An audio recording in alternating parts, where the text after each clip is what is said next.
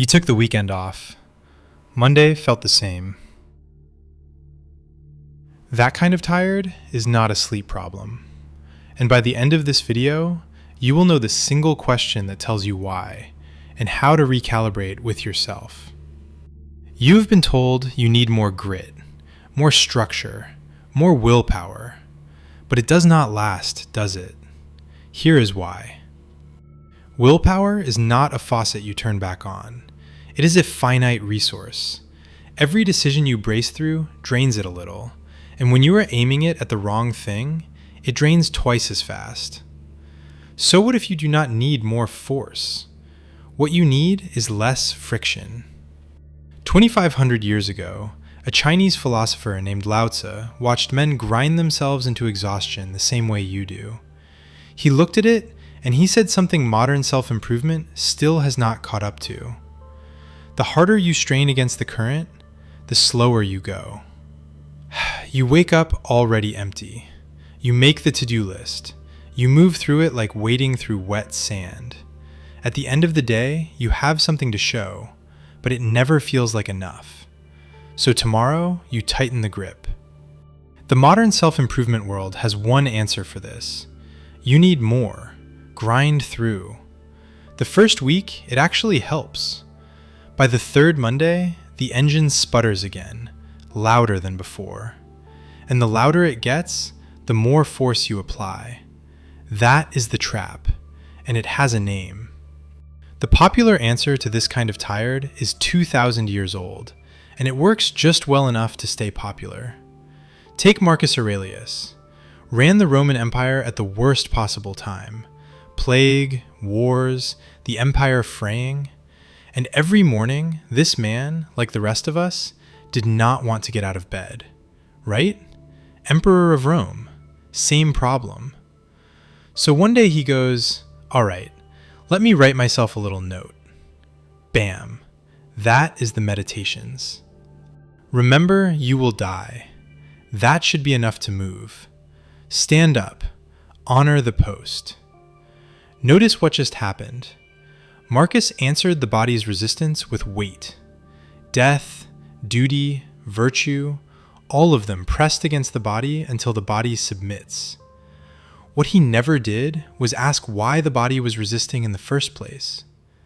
Modern self-improvement borrowed his medicine and gave it to everyone.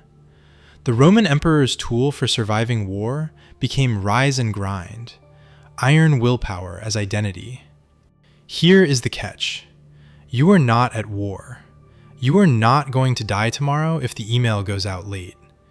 And even though we know death is inevitable, we do not actually feel it pressing against us the way Marcus did, watching the plague burn through his court, burying his own children.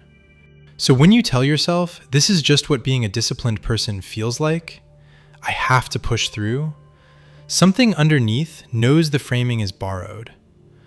Look at the people you admire most. Are they really winning on raw discipline alone? No. They have a current under their work that the rest of us cannot see.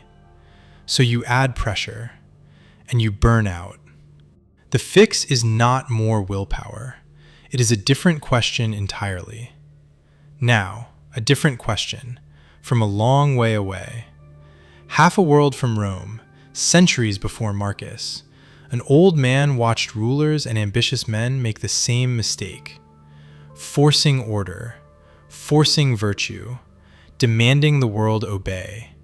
He looked at them, and he said, maybe you have the whole shape of the problem wrong. His name was Laozi. We do not even know for certain if he was one man or several. The tradition holds this. He was a record keeper at the royal court of Zhou, a careful and quiet man, watching dynasties try to rule themselves into stability and fail. One day, in his 80s, he had enough. He climbed onto a water buffalo and rode west, toward the mountains. He was leaving China. He was leaving the project of trying to fix anything with raw will. He was going to disappear. But he did not get out. At the last border, a gate guard recognized him. The story says the guard refused to let him pass without leaving a record of what he had understood. So Laozi sat down beside the western gate of China, and over a few nights, he dictated one of the most translated books in history, the Tao Te Ching, the Book of the Way. Then he climbed back onto the buffalo, rode into the mountains, and was never seen again. Picture it.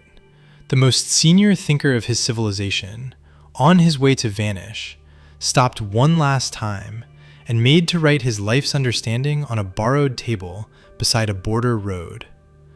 What does he choose to say first? He says, Dao ke dao, fei chang dao, which means the way that can be spoken is not the true way. He says, stop trying to grip the world so hard. The world does not move by force. His central teaching is two characters, mu wei. It gets translated as non-action, and almost everyone misreads it from there. They think it means do nothing, be lazy, spiritual bypass. That is not what he is saying. Mu wei means action that does not fight the current of reality. Action that does not fight the grain of things. Action that moves along the seam instead of hacking at it. Look at water. Water gets where it is going. Water shapes stone. Water reaches the sea. But water does not strain. It enters every shape it meets, and the shape gives way. Later Taoist tradition gives the image of a skilled cook. He does not hack at the meat. He finds the seams between the joints, and his blade lasts a lifetime.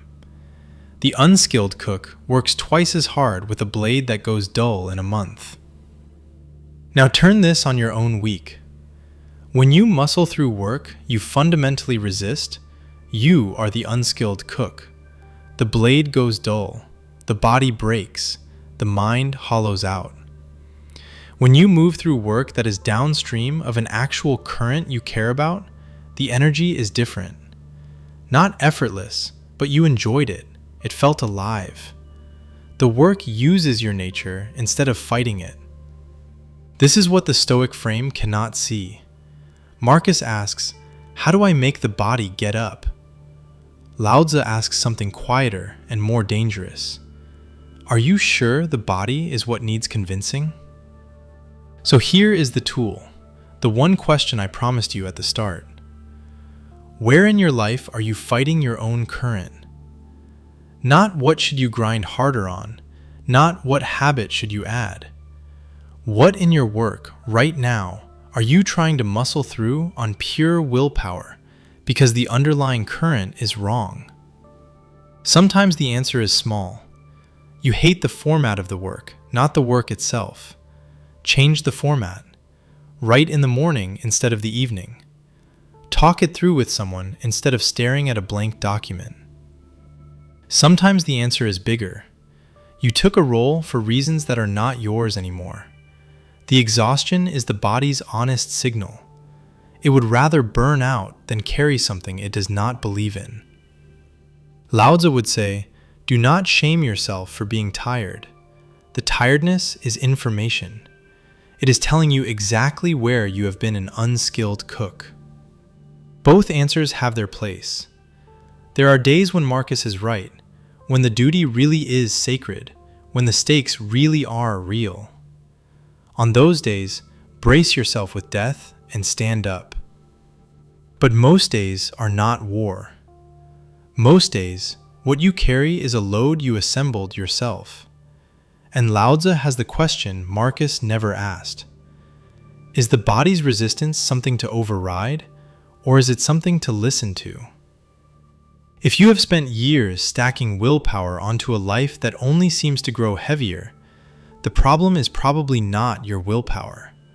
The problem is what your willpower is being aimed at. Where are you fighting your very own current? Pause for a second. Listen. Then move with what you find. Next time, we take this further. There is a thinker who watched men chase wealth the way you have been chasing rest. And he gave the answer Naval Ravikant has been quoting for years without naming the source. That one is coming. And, If someone in your life is grinding the wrong direction, send them this one.